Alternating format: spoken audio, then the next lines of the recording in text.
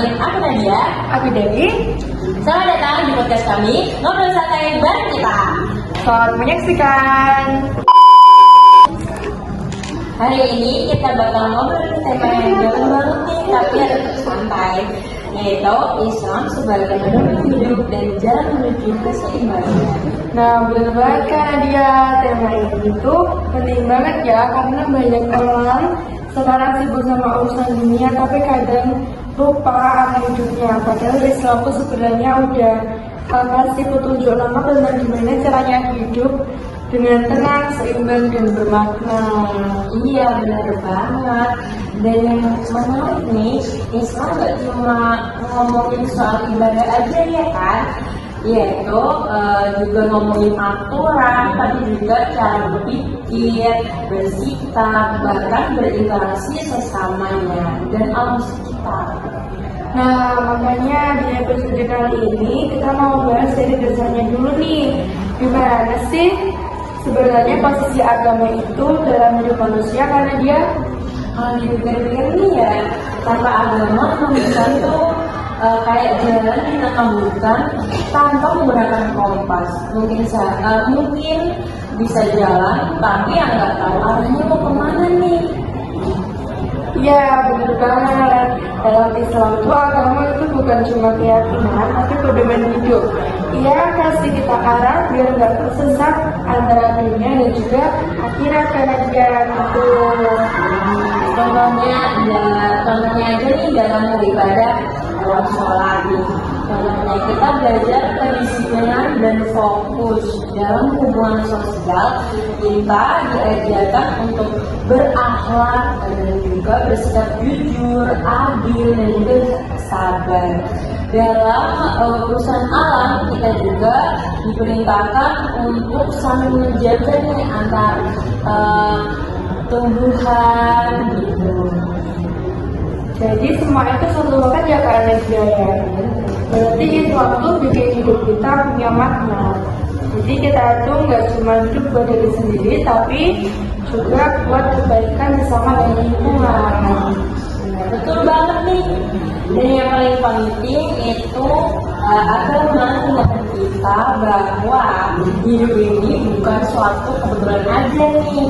Setiap langkah dan keputusan punya nilai di hadapan Allah Subhanahu wa Ta'ala. Dan dari kesadaran itu muncul rasa tanggung jawab, hidup jadi punya arah dan juga tujuan. Gitu kan Nadia? Ngomong soal arah dan tujuan nih Mbak Dev, Islam juga ngajarin kita buat terus berpikir dan terus belajar, iya kan? Nah iya tuh, kadang orang lupa padahal Islam itu agama yang sangat menghargai ilmu pengetahuan. Karena nggak mungkin kita bisa memahami kehidupan kalau nggak pakai akal. Ya. Islam juga mendorong kita buat mikir, meneliti, dan juga memahami ciptaan Allah yang sangat Masya Allah ini. Gitu ya. Setuju banget karena dia dari alam semesta, manusia sampai hal kecil kayak tumbuhan sampai semuanya punya tanda kebesaran Allah yang bisa dipelajari. Makanya dalam tradisi umat Islam nih ada 3 metode utama dan yang dapat dipelajari yaitu Bayani, Burhani, dan juga Irfani nih. Terus tahu nggak sih Mbak Dew, Bayani itu apa? Nah, jadi gini kan dia Bayani itu kayak fokusnya ke teks wahyu Al-Quran dan hadis. Jadi itu kita belajar langsung dari sumber ilahi gitu. Nah, kalau untuk Burhani itu gimana sih kan dia? Kalau Burhani itu lebih ke logika ya dan pembuktian. Kayak ilmuwan muslim pada zaman dahulu tuh, kayak mereka nggak cuma hafal ayat tapi juga membuktikan lewat penelitian dan eksperimennya gitu. Ada lagi nih yang terakhir Irfani. Apa sih Irfani Mbak Dev? Nah, kalau yang Irfani itu pendekatan batin, ilmu yang datang dari hati yang bersih lewat pengalaman spiritual, gitu kan dia. Dari ini kesimpulannya dari 3 gitu kan dia. Dari ini kesimpulannya dari 3 metode itu saling mengisi ya gitu ya. dari wahyu jadi dasar, akal jadi alat, dan hati jadi penjaga makna. Gitu kan? Iya, benar banget ya Nadia, keren banget kan? Artinya Islam itu nggak pernah melarang berpikir kritis, malah ayat pertama yang turun itu kan Iqra, artinya kan bacalah gitu. Iya, itu bukti bahwa Islam ngajak manusia buat terus belajar. Bahkan Nabi bilang, menurut ilmu, Islam ngajak manusia buat terus belajar. Bahkan Nabi pun bersabda, menuntut ilmu itu wajib hukumnya bagi setiap muslim di badan.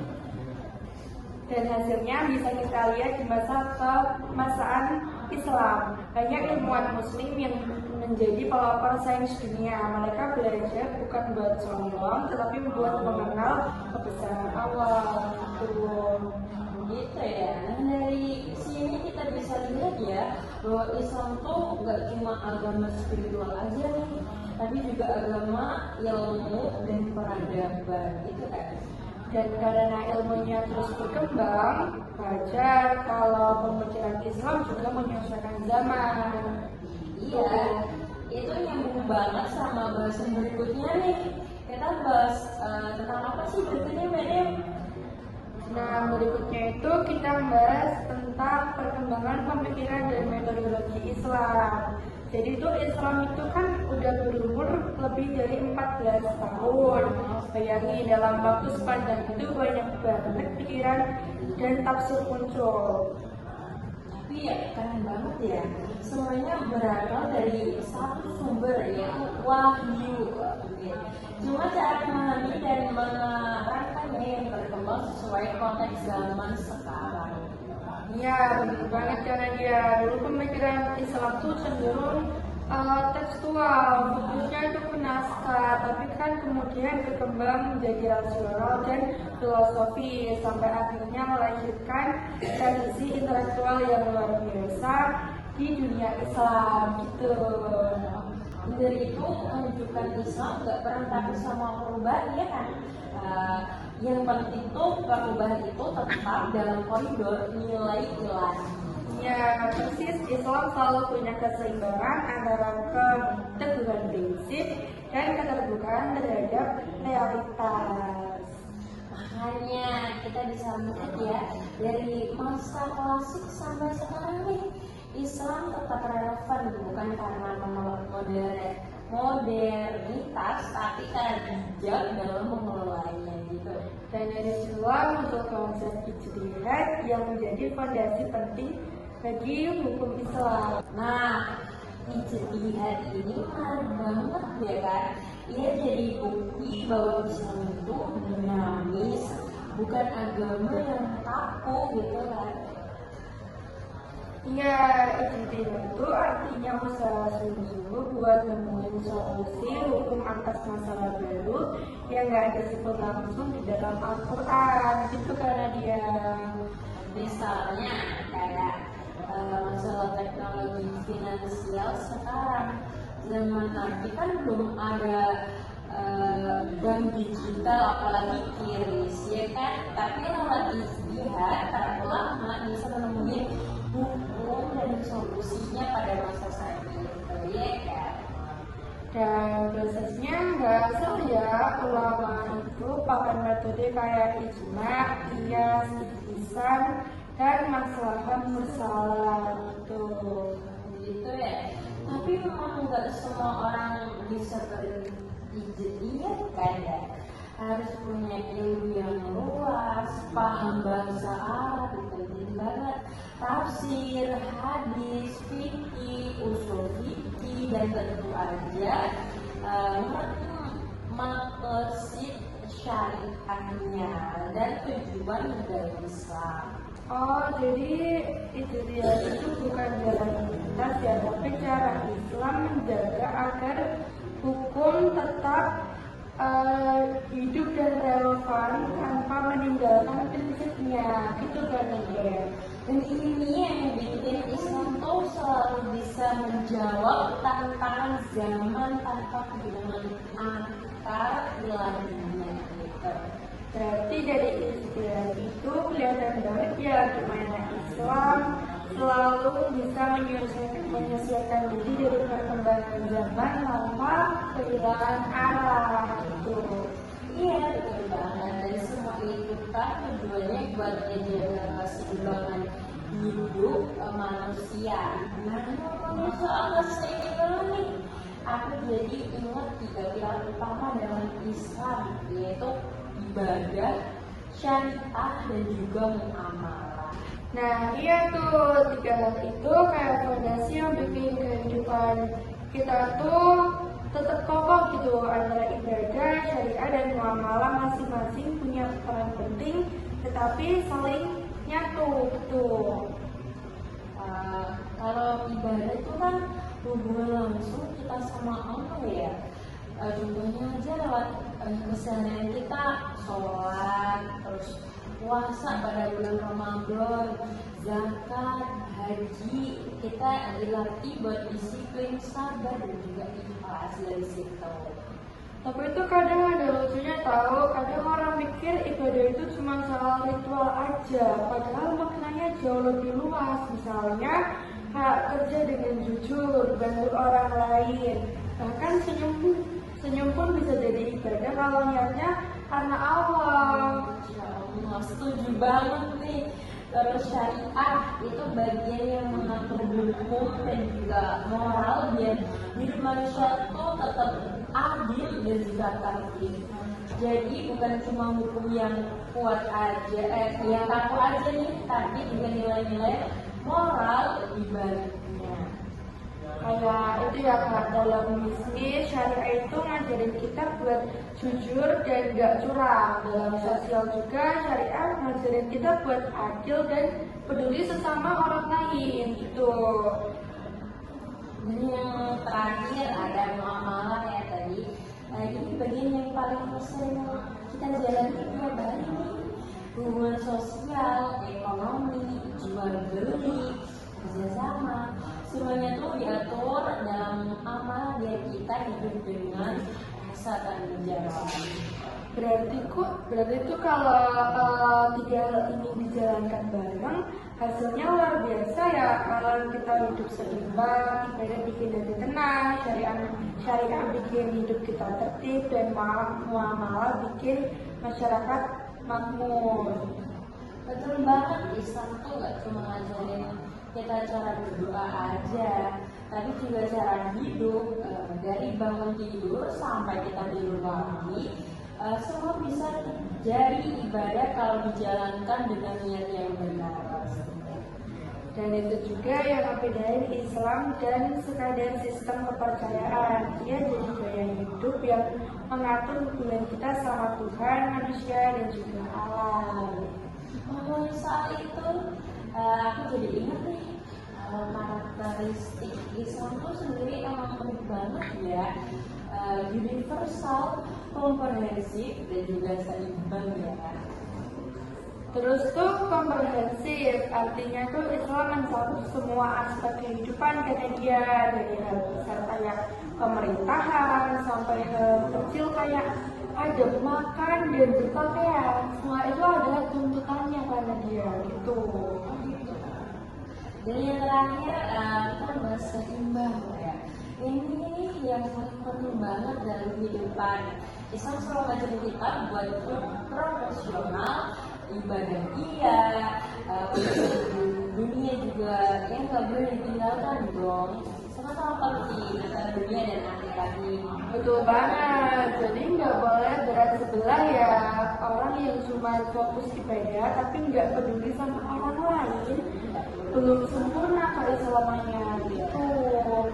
Makanya dalam Islam tuh berbuat baik ke sesama, menjaga lingkungan, bahkan bekerja keras mencari nafkah yang halal, semuanya termasuk juga ibadah.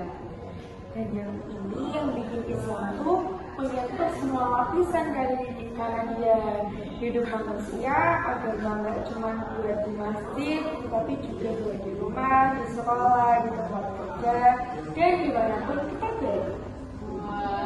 Jadi kalau Islam itu dijalankan dengan prinsip universal nih, komprehensif dan seimbang, maka yang lahir itu bukan cuma pribadi yang soleh, tapi juga masyarakat yang adil juga dan bersisa. Gitu kan? Setuju banget kan Nadia, kalau kita ngomongin keseimbangan nggak bisa lepas juga dari dua sisi penting dalam Islam, yaitu fikih dan juga tasawuf. Gitu. Nah, itu jadi penutup pembahasan kita hari ini tentang gimana Islam menjaga keseimbangan antara lahir dan batin lewat fikih dan juga tasawuf. Fikih itu kan mengatur perbuatan lahiriah kita, mulai dari tata cara sholat, puasa, jual beli, sampai hukum sosial. Tujuannya itu kan biar kehidupan umat tertib dan bermanfaat pada diri. Terus nih, tasawuf tuh lebih ke dalam ya, ke arah hati. Ia ngajarin kita buat membersihkan diri dari sifat buruk, kayak sombong gitu, iri, marah, dengki, dan menumbuhkan sifat sabar, ikhlas, dan cinta kepada Allah. Tapi ya kalau dipikir-pikir itu dua-duanya saling melengkapi kan ya. Tanpa fikih ibadah bisa menyimpang, dan tanpa tasawuf ibadah bisa jadi kering tanpa makna. Iya, makanya Imam Al-Ghazali itu sampai bilang kayak gini, fikih itu sebagai tubuh, tasawuf itu sebagai jiwanya. Keduanya harus menyatu dan hidup kita nih jadi seimbang, ya, taat lewat fikih, ikhlas lewat tasawuf. Dan itu juga ngajarin kita bahwa Islam itu nggak cuma minta kita terlihat baik, tetapi juga benar-benar menjadi baik lahir dan juga batin.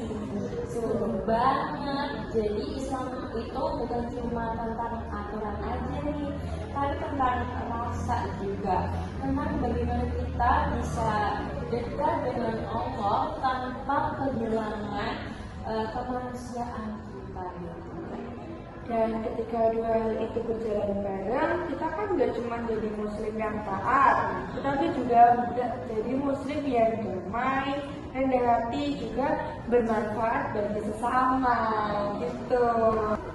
Wah, nggak kerasa banget nih ya udah di penghujung obrolan kita pada hari ini.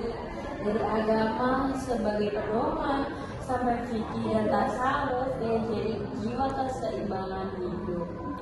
Iya, ternyata kalau dijalani dengan benar, Islam itu bukan cuma soal agama, tetapi cara hidup yang mendukung semua sisi, akal, hati, sosial, dan juga spiritual. Benar banget, semoga dari obrolan kita berdua nih, kita semua bisa lebih paham mengenai Islam itu bagaimana, bukan cuma teori aja nih yang kita pelajari dari sini, tapi juga praktik dalam kehidupan sehari-hari gitu kan. Dan yang malu tertentu, semoga kita bisa terus belajar, berbuat baik, dan menjaga keseimbangan antara hidup seperti yang diajarkan oleh Islam gitu. Amin banget. Dan yang paling penting, semoga kita bisa terus belajar, terus berbuat baik, terus dan menjaga keseimbangan antara sesama hidup. Ya, semangat buat teman-teman semua yang sudah dengerin kita sampai akhir. Semoga bermanfaat bagi kita semua ya. Sekian dari kita. Assalamualaikum warahmatullahi wabarakatuh. See you.